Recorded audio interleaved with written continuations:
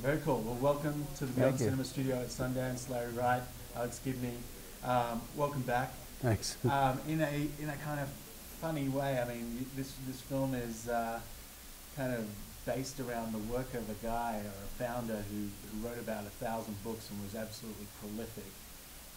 What am I, the L. Ron Hubbard of documentaries? Yeah. I was going to ignore the segue. Right. If that's where you want to take it. That's where I want to take it, right, sure. But yeah, I mean, this guy was out there as this science fiction writer and a creative type, and seeing his progression from similar to Julian Assange, right? It kind of starts out as one thing, and then leads him down this path into paranoia and self-belief, and considering himself as an institution does. You know, it's kind of an interesting path to look at. Alex, like, what did you find to be the most remarkable kind of piece of the puzzle? Well, I think to me, for L. Ron Hubbard, or for L. Ron, I think it's this idea that, in a way, I mean, Larry has this wonderful title, the subtitle of the book, The Prison of Belief. I think that L. Ron Hubbard became a prisoner of his own belief. He believed in the deity that he had invented. And that's, to me, one of the most remarkable things about the story. Yeah. Larry, like, for you, you know, how long did it take for you to pen the book? Like, what was that? Well, it started off as a New Yorker story, and it took most of a year to do the magazine story. Just, you know, starting with Paul Haggis, who had dropped out of the church after 35 years, and following his story, and then, you know, interviewing other people. You know, when the book was done, after about 2 years, I'd interviewed about 200 people. Yeah. And did it maintain, did your fascination with it shift? Like, what kind of path did it take you down that perhaps you didn't expect it to? Well, you know, at first I was a little resistant to the Hubbard story because it's so bizarre. And, you know, I wanted to have a nice human story with Paul Haggis and his adventure in the church, but, you know, you cannot pull away from the spectacle of the founder's life. And as I say in the book, and we repeat it in the film, the journey of Scientology is really a journey into the mind of L. Ron Hubbard. Yeah, which keeps getting stranger and stranger the higher you ascend into it, or the lower you descend into it. And it can be a dangerous journey for a lot of people. Yeah. And for you, like, having those people, I know Alex obviously has a kind of a history with the subjects of his film. For you, do you now feel a responsibility to these people that kind of came to you and shared their stories with you? Oh, yeah. I mean, it took so much courage for some of these people to, I mean, speaking out, there are consequences, harassment, the loss of relationships with family members, spouses and children, and the fear that so many people have of retribution is genuine, and this harassment continues even here at the festival. And this, I mean, talking about the fear of retribution, this is something that Alex and I spoke about with Mayor Maxima Culpa.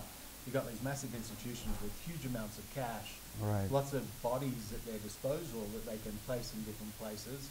For you personally going down this journey, and Alex, for you as well, I mean, the Church of Scientology has been commenting on the film even before it screened. So do you have that same level of you know, apprehension? Did you have any level of apprehension penning this first story, or because it was focused on Paul, it felt a little safe? Well, at the beginning, you know, long before Paul dropped out, I had talked to the editor of New Yorker about doing a story about Scientology, and we were both aware of the reputation of the church for being vindictive and litigious. And in particular, you know, they sued Time magazine in the 90s, and it went on the whole decade, went all the way to the Supreme Court, and Time magazine won at every stage, but it was the most expensive suit they ever defended in their entire history. And I didn't want to put my magazine through that, and I didn't want to spend part of my life in depositions. But then when Paul dropped out, the story just got too good. You know, whatever the consequences were, this is a great story, and it had to be told. The reporter's teeth were in. It's like heroin, can't get away from it. You know? Yeah. Alex, what about you on this one? Any greater level of apprehension? Or Look, I think to Larry's point, I think, you know, I had some fear and apprehension, but you know, the consequences for us is not nearly as great as the consequences of the people who were in and who left. But, you know, I think the other thing, too, with a story like this is there is a certain power, not only for those folks in telling their stories, but for us in telling the story of the church. And that's a power that I think the church has a hard time confronting. And they try to shut you down. But the more they try to shut you down, the more I think people are aware that a story is being told, and they don't want that story to be extinguished. And I think that's where our protection lies, is in telling those stories. And certainly other people have come before and tried to have these kind of revelatory publications and other things about what the church was up to, and certainly trials in other countries where they have labeled, you know, Scientology as a cult. Why are we in America so different in terms of the way we treat groups of people like this? Part of it, I mean, Larry can speak to this probably better than I, but one of the issues is, how do you define a religion? And the only body that officially can make that designation is the Internal Revenue Service, which, as Larry, you know, says in the film, it's they're not exactly theologians. You know, they're ill-equipped to make that kind of determination. And because we have the power of the First Amendment here, the church takes advantage of that very often to characterize its abuses as the exercise of free speech, which creates all sorts of big problems in this country, I think. Do you think you'll ever get a chance to actually have an open debate on some of these issues with anyone from the church? I doubt it, and I think they're too afraid of that, and you can see what happens. I mean, the church likes to issue pronouncements, but I tried very hard to get Tom Cruise, to get David Miscavige, to get another person named Tommy Davis to come to the fore and answer questions, but they don't want to answer questions. They won't put themselves out there to do what we're doing now. Yeah, and the amazing thing is that the people in this documentary, the people who kind of come forward and step outside the church, are the people that, other than Miscavige, are the leaders of this group. That's right. So to go from being a leader of a group to not only denouncing it, but considering themselves foolish for having ever participated is a massive transformation. And one of the things the church, you know, attacked us for, the, you know, these sources that they said had committed crimes. And they were all committed at the behest of the church when they were the highest executives in the church, accepting Miscavige. So it's a little paradoxical. And also, in normal kind of cultish situations, the members of that cult are protected from seeing anything like this. Here, the members of this organization or of Scientology are out in the world, just like everybody else, and perhaps they'll actually get to see it this time. That's our hope. So. Yeah. Let's hope so. If I had to give you the ... David Miscavige is ... A very ambitious person. Larry? Well, I think he's a tyrant in the Church of Scientology. There's no single individual, you know, other than Miscavige that runs that church. Other, you know, and this is something one might look at in terms of their tax exemption. There's supposed to be checks and balances. But the other executives, his colleagues, he incarcerated.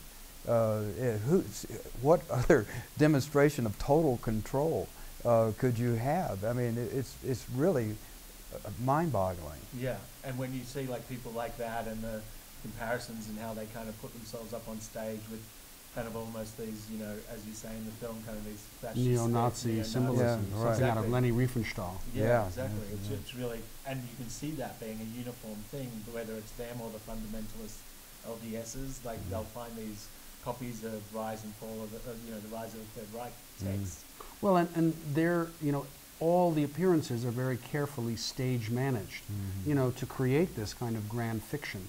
And that's why I think that they're not much willing to talk to anybody in any kind of open give and take. Yeah. Once the stagecraft goes away, all you have is that man operating the levers behind the curtain. That's what I said to Donna earlier, actually. It's a bit of a Wizard of Oz type of scenario for sure. Just on a very quick note as well, Marina Zinovich has a credit in the film as a narrator of the auditor role or whatever. But having a fellow filmmaker fulfill that role must have been a bit of fun as well. It was great. It was really fun. Marina asks the questions that an auditor would ask at the very beginning of the film in the credit sequence. I thought that was very appropriate because actually what we do in the film is we use auditing as kind of a metaphor in a way for the interview process of filmmaking. There is a kind of therapeutic value to it. It's not all hokum. And so to make that connection seemed fun and appropriate. I'm glad Marina did it. She's also a former actress, so it was definitely a bonus. It would have been interesting if you held on to one of those e-meters while asking the questions. Well, it's the person who asks the questions. It's the person who answers the questions holds on to the e-meter. Yeah, right. I'd like to see that be reversed. Yeah. Right. Very cool. Well, thanks again, Alex. Congratulations, mate. And Thanks, Alex. always good to see you. Pleasure. Thanks, mate. Yeah.